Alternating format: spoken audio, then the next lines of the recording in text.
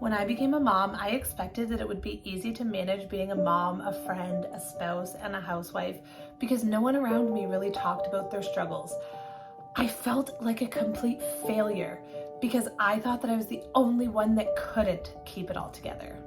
I expected that my friendships would remain the same, and that didn't happen. It made me feel sad at first.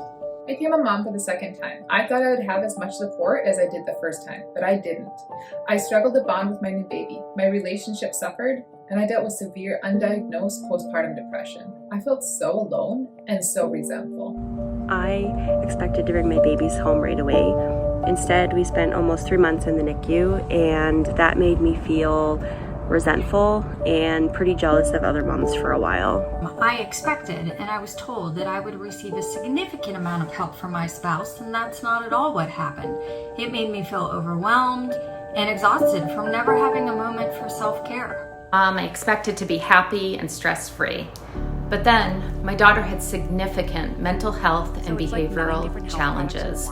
It made me feel heartbroken, guilty, alone, and like I was failing as a mom. I expected my relationship with my husband to remain exactly the way it was before we had kids, but it didn't. It made me feel scared.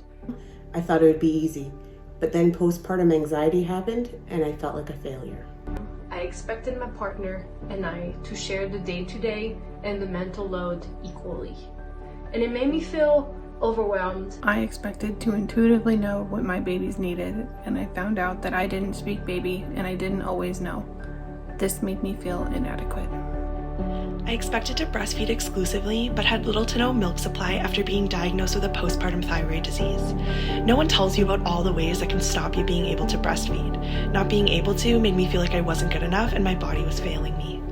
I expected to be overflowing with gratitude and love, but instead, resentment and depression happened.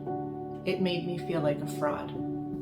I expected to see my son being born and get skin to skin time right away, but instead I couldn't see anything because I had an emergency C-section. It made me feel so sad, and I felt like I had failed my son.